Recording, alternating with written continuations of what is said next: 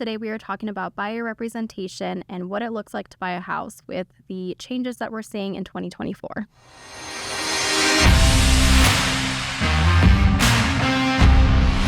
Welcome back. My name is Alicia Sanchez and I have Joe Paddock with me here today. We're going to be talking about buyer representation and what it looks like to purchase a home this year.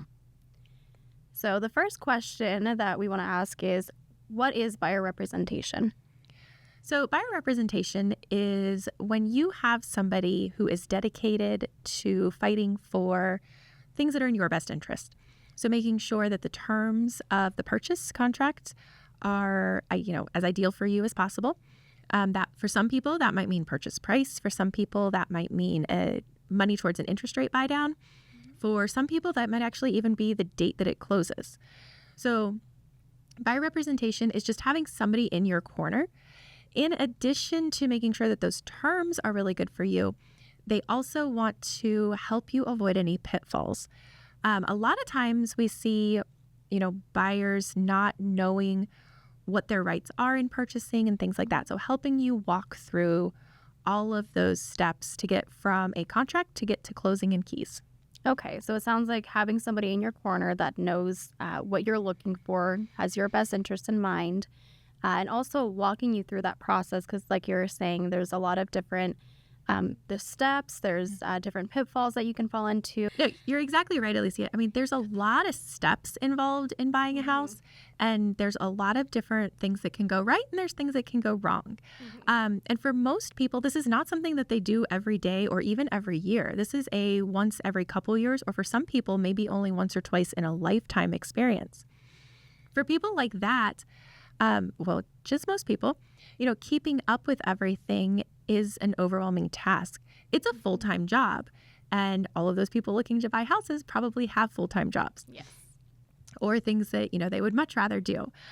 So that's where hiring an agent to represent you purchasing a home is going to be the best route to make sure that you are given the proper disclosures, to make sure that you're complying with everything, to make sure that nothing's being missed. It's kind of like when you go to court and you hire a lawyer, someone there that has your best interest and is protecting you because they do this all the time. They know what to look out for to make sure that you're getting the best deal. Absolutely. And that's a really good example. I mean, you could go to court without an attorney there to represent you and help you, but the end scenario is probably not going to be as good as if you have that representation. Right. Like, is it in your best interest to do this alone? Especially like you're saying, if it's something that you only do every so often, with everything changing, especially this year, we have had some changes as well. You want to make sure that you're on top of everything. Yeah, I'm glad you brought up the changes because I've heard a lot of different things actually about what it means. I've had buyers come in and say, oh, this means the seller isn't paying for anything for me. Or I've had them come in and think that they have to do this on their own now, and neither of which is true. Hey everyone, we want to interrupt this episode to let you know that we are a Keller Williams Southern Arizona franchise. We are also realtors practicing equal housing. Now let's get you back to the podcast. We talked about the buyer's agent or your representative being in your corner. Part of that is negotiating that representation fee for you. So how do the new changes affect you as a buyer? Yes, there is additional agreements that you may not have signed with every agent before. But the good news is those agreements are going to force your agent, your representative, to go over the disclosures with you in detail so that you fully understand how the process is working. Okay. And if you're working with the right agent, they should be able to explain to you what they're going to do to get those fees covered for you. Okay, so possibly when you are looking for an agent to represent you, asking those questions about what is your understanding of the changes, what are you going to do to make sure that I'm protected, and obviously we want to make sure that they are up to date with all the new forms that they're going to have to submit. Absolutely. There are new forms, and even in just the past few weeks, other agents, it's been interesting with transactions that I'm working on currently. Sometimes the agent and I are having conversations about the changes and just kind of a dialogue over how we're each handling it, best practices and things like that. And then other times I have agents who this is almost the first that they've heard of it.